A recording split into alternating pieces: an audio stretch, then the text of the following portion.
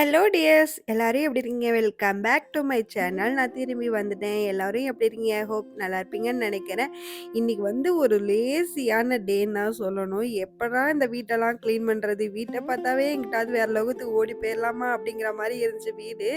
சரி ஃபர்ஸ்ட்டு நான் எப்படி இந்த லேசினஸ டைவர்ட் பண்ணி அத நான் வந்து செய்ய ஸ்டார்ட் பண்ணேன் அப்படிங்கிற மாரி உங்களுக்கு சொல்றேன்.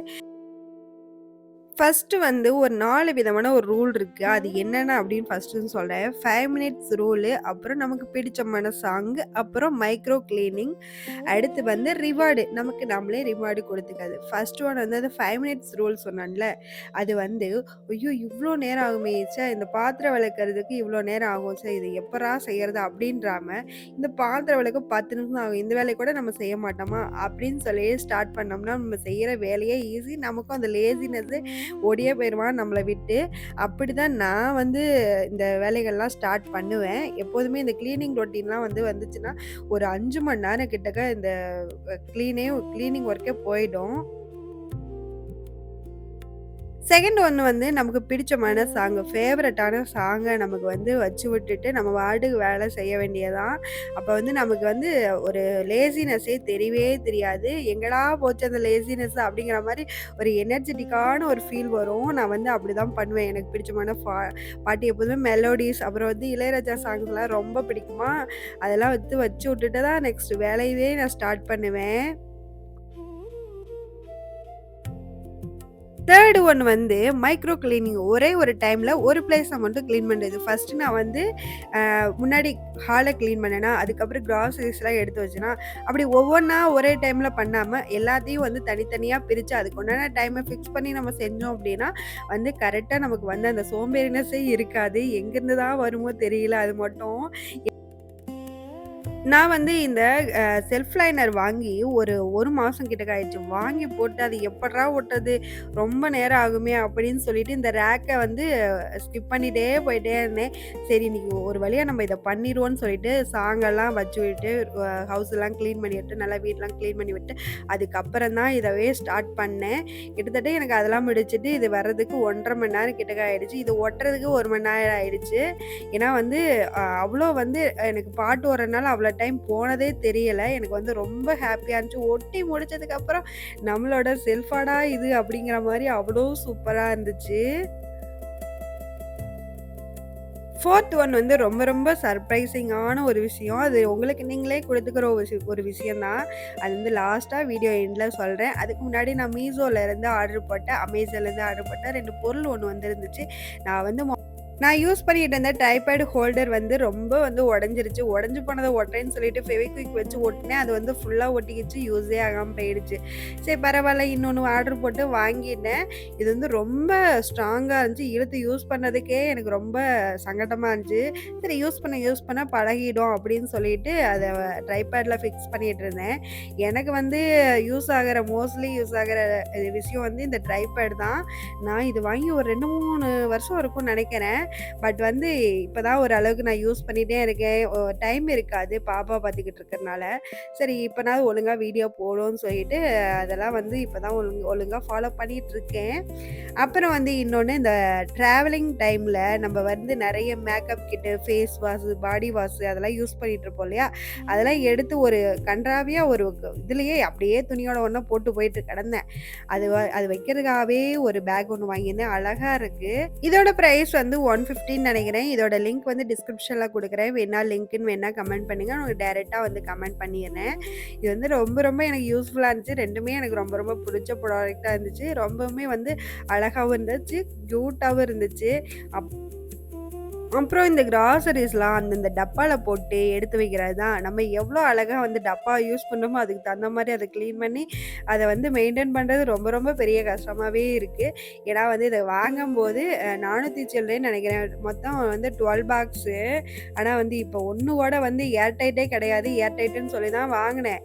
தெண்டத்துக்கு ஒரு ரூ. 400 வேஸ்ட் ஆயிடுச்சு. பரவால்ல கொஞ்சம் யூஸ் ஆகட்டும்னு சொல்லிட்டு, இந்த வெயில் காலம் வேற வந்துருச்சா, அந்த ஏர்டைட் இல்லைல அந்த கேப்ல எல்லாம் உள்ள போயிட்டு எறும்பெல்லாம் வந்து அரிக்க ஆரம்பிச்சிருச்சு. சுகர் மட்டும் வேற டப்பால போட்டு எடுத்து வச்சுட்டேன். ஏன்னா வந்து மொத்தத்தையும் அரிச்சுட்டு போயிரு இந்த எறும்புக்கு மட்டும் எங்க இருந்தா இவ்வளோ திறமை வந்துச்சோ தெரியல. அப்புறம் என்னோட மாம்ஸ் வந்து சென்னையிலேருந்து வரப்ப டோல்கேட்ல இந்த பலாப்பழ சீசனுக்கு நெறைய பலாப்பழம்லாம் வித்துட்டு இருந்தாங்களாம். 1 1/2 கிலோ வாங்கிட்டு வந்தாங்க. 1 1/2 கிலோல கொட்டை மட்டும் தான் மீதி இருந்துச்சு. பலாப்பழம் கொஞ்சூண்டு இருந்துச்சு. சரி நம்ம இத வச்சு ஏதாவது பண்ணுவோம் அப்படின்னு சொல்லிட்டு பலாப்பழத்தில ஹல்வாவும், அந்த கொட்டைய வச்சு லாலிபாப் செய்யலாம் அப்படின்னு சொல்லிட்டு பிளான் பண்ணி எல்லாம் ரெடி பண்ணி வச்சுக்கிட்டு இருந்தேன். அத வேக போட்டது ஒரு நேரம், அத செஞ்சது ஒரு நேரம். ஏன்னா வந்து கொஞ்சம் இடையில வந்து ரொம்ப டயர்ட் ஆயி போய் பேக் பெயின் வர ஆரம்பிச்சுச்சு. ஏன்னா வந்து எக்சர்சைஸ்லாம் கொஞ்சம் பண்ணிட்டு தான் இருந்தேன். அது என்னவோ தெரியல, திடீர்னு ஒரு பேக் பெயின் வந்துருச்சு. சரி ஃபர்ஸ்ட்டு இந்த பலாக்கொட்டைய போட்டு வேக வச்சுட்டு, அதுக்கப்புறம் நம்ம மத்ததெல்லாம் பார்த்துக்கலாம்னு சொல்லிட்டு, கொஞ்ச நேரம் ரெஸ்ட் எடுத்துட்டு வந்து மத்த வேலையெல்லாம் ஸ்டார்ட் பண்ணேன். நெக்ஸ்ட் வந்து இந்த பலாப்பழத்தில அல்வா பண்ண ப்ராசஸிங் தான். இத வந்து நல்லா வந்து தண்ணி விடாம அரைச்சு, இந்த பழத்த எடுத்து தனியா அரைச்சு எடுத்து வச்சுட்டு, கொஞ்சமா நெய் விட்டு இந்த பலாப்பழம் அரைச்ச விழுத சேர்த்து நல்லா வந்து ஒரு 5 நிமிஷம், 10 நிமிஷம் பச்சை வாசனை போற வரைக்கும் நல்லா வதக்கிட்டு, அதுக்கப்புறம் தேங்காய் பால் தான் ஊத்தியிருக்கேன். 1/2 மூடி தேங்காய் பால் தண்ணி விடாம ஒரு ஃபர்ஸ்ட்டு தேங்காய் பால் இருக்கும்ல, அத மட்டும் நல்லா சேர்த்து ஒரு 5 நிமிஷம் நல்லா வதங்குனதுக்கப்புறம் வெல்லத்த காய்ச்சி வச்சிருக்கேன். அந்த காய்ச்சி வச்ச பாகுபதம்லாம் தேவையில்ல. லைட்டா வந்து காய்ச்சின அத சேர்த்து நல்லா வந்து கிளறி விட்டுட்டு, கார்ன்ஃப்ளவர் வந்து 1 டீஸ்பூன் மட்டும் லைட்டா வந்து ஊத்திட்டு, நல்லா வந்து ஒரு 5 நிமிஷம், 10 நிமிஷம் கிளறி விட்டே இருந்தோம்னா, சூப்பரா ஒரு 20 நிமிஷத்துல அல்வா வந்து சூப்பரா ரெடி ஆயிருச்சு. இது கூட தாளிப்புக்கு வந்து கொஞ்சம் வந்து நெய்யில முந்திரிய வறுத்து அப்படியே வந்து கொட்டி கிளறுனதுக்கப்புறம், எங்கடா ரோலிங் ஆகுது, அங்கிட்டு ஒரு பக்கம், இங்கிட்டு இருக்கும். அப்படியே வந்து ஏதோ நானே ஒரு பெரிய விஷயத்த சாதிச்ச மாரி எனக்கு ஒரு ஃபீல் அத வந்து பார்க்கும்போது அத எடுத்து, எடுத்து ஏதோ அரிய காட்சி மாரி வந்து கிண்டி, கிண்டி விட்டுட்டு அப்படியே வந்து அது அல்வா ஒழுகுறத பார்த்து அழகா வந்து நான் ரசிச்சுக்கிட்டே இருந்தேன். நம்ம பண்ண அல்வாவாடா இவ்ளோ அழகா வந்திருக்குது அப்படின்னு சொல்லிட்டு. ஏன்னா வந்து 100 to 100% அவ்ளோ டேஸ்ட்டா இருந்துச்சு. அவ்ளோ மெல்டிங்கா இருந்துச்சு. வாயில வச்சோனே கரைஞ்சு போற மாரி அவ்ளோ டேஸ்ட்டா இருந்துச்சு. நான் சட்டியில இருக்கிறத கூட விடல. அப்படியே வந்து வலிச்சு அந்த ஸ்பூன்ல எடுத்து சாப்பிட்டு பார்த்தேன். அவ்ளோ அம்சமா, அவ்ளோ டேஸ்ட்டா இருந்துச்சு பார்க்கும்போதே.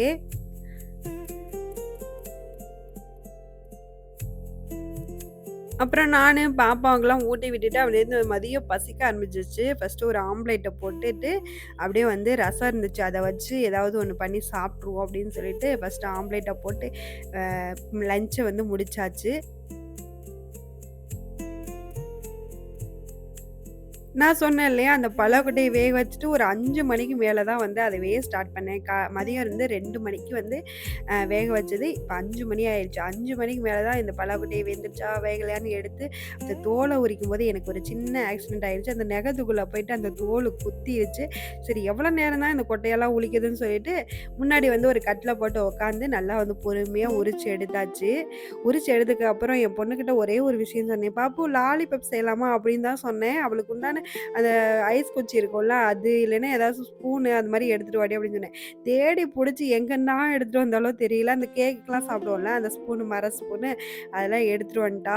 இந்த பலாக்கொட்டைய நல்லா உரிச்சுட்டு, அது கூட நம்ம வந்து தண்ணிலாம் எதுவும் சேர்க்காம, பலாக்கொட்டைய அரைச்சு அது விழுது சேர்த்துட்டு, கொஞ்சமா கரம் மசாலா, கறி மசாலா சேர்த்து, கொஞ்சம் உப்பு, கொஞ்சமா கார்ன்ஃப்ளவரு, அப்புறம் கொஞ்சமா அரிசி மாவு சேர்த்து நல்லா வந்து மிக்ஸ் பண்ணிட்டு, அப்படியே வந்து ரவையில வந்து டிப் பண்ணி நம்ம ஐஸ் குச்சியில வச்சு டிப் பண்ணி எடுத்து நம்ம வந்து எண்ணெயில போட்டு பொரிக்க வேண்டியதான்.